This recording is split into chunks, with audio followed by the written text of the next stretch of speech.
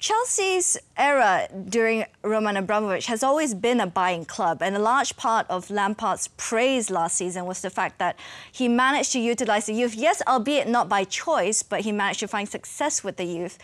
And even as well, if I can bring you guys back to the opening day of last season when they just lost to Manchester United 4-0, this is what he said. Bear with me here, I'm actually just going to read this out. He said, "Even if I didn't have the transfer ban and I came to this club and had opportunities to bring players in during the summer, I still would have trusted the young boys and would have made decisions around that." All right. Fast forward to today, just a couple of days ago in his pre-match press conference, if I believe correctly, was Friday, he said this instead. "I didn't come in the job to fight for a fourth place or to bring in academy players. I came here to win." Is he now at risk at perhaps going back on his word, Gus? Well, nowadays it's difficult to make any kind of opinion because things change very quickly, and when you realize what you say yesterday, today doesn't count. I think that he knew what was ahead of him last year. After one season, seeing his team performing but being inconsistent and not being able to produce that consistency to go to another level, he knew that the best way forward for him to be able to win trophies is to bring expensive quality, top quality players. The owner backed him tremendously. I mean, that's the dream of any manager, when you have the chance to have an owner that is going to put the millions in there for you to go and buy quality players. And now he's telling everybody, I'm going to win things. I want to, I don't want to look back into any kind of other way of going forward, winning trophy with the players that I got available. So I understand that situation, but today Mason Mount play a big part of the game in terms of, with all the new players still starting 11. Reece James plays in the place of Filippetta, even if he was injured. So he's still having the players in there, although he played at the end a little bit. So they're going to be part. It's just a matter of either the young players, they grow up and go to another level because of the competition, or the new players, because when you buy a player of 50 million, 60 million, 70 million, they're going to have the chance, ahead of you, and they're going to be the ones taking the chances. So it helps everybody. I think the level of training nowadays at Chelsea is probably incredible. And that is only one benefit, is also the academy players.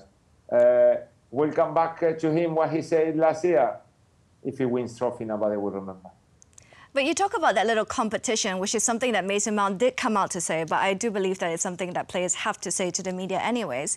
I see your little giggle there. But wouldn't that be... I just wonder if there would be some kind of unrest or a bit of dissatisfaction, because if you look at these players from their perspective, look, I've helped my manager now. I've done such a big role last season, to some level brought them some amount of success despite circumstances. But then your manager turns around to you and says, "Thank you very much, but I'm going to reward you with less playing time," Gus. Football. Unfortunately, it's football, and I know it hurts, but it happened to all of us. I mean, I was in my 4th-year contract at Chelsea, playing practically every game except the last 4 or 5 that Ranieri changed to a youngest team. And from one day to the next, I was not needed. I was too old, and I needed to go. And the following season, playing for Tottenham, I was still able to score 14 goals during the season from midfield, which shows that I was not finished. But the team and Chelsea went in a different direction. It's not a big matter. You need to know how to cope with that, depending on your character. Depends on the people around you, your family, your agent. If your agent starts telling you that you must leave, then you have a problem.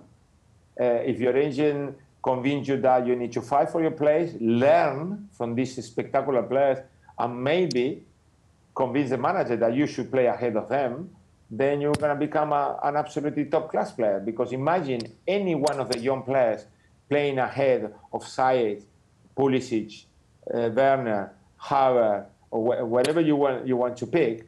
That means that they are at an exceptional level, to be in that position. So I think it's only good things to come, except if you don't want to take the challenge. So how did that conversation with Ranieri go then? How did you take it, Gus? Sorry, the conversation with the players? With Ranieri, when that happened to you? Well, I thought it was simple, you know. Did he come to you, or did you go to him to have that conversation? It was coming. You can see it. I mean, at that time, it was Dennis Wise leaving the football club. It was Fran Leboeuf leaving the football club. It was Dan Petrescu who left before me.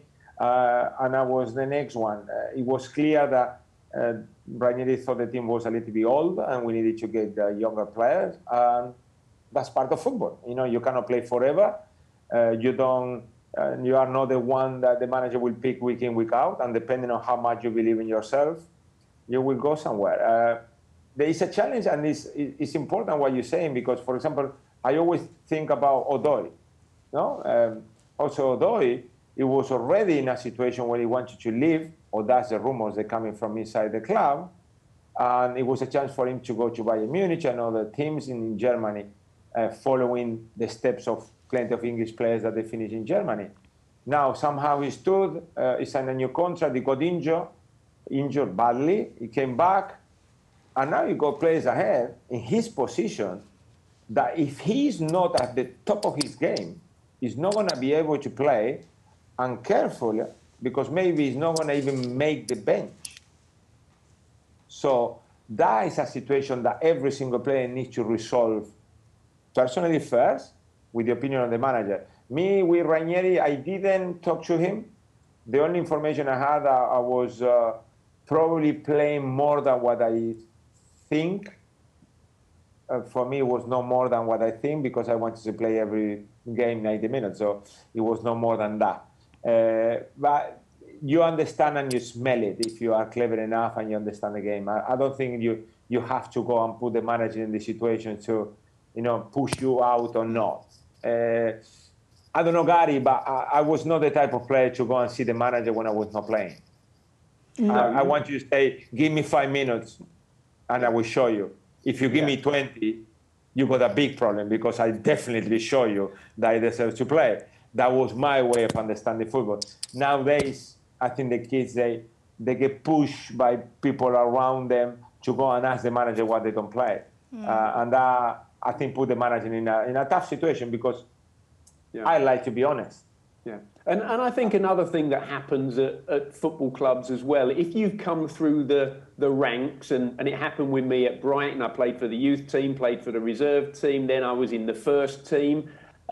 Whenever the club signed another player, I was always very easily left out, because I'm a young kid who's come through and they've signed a big star.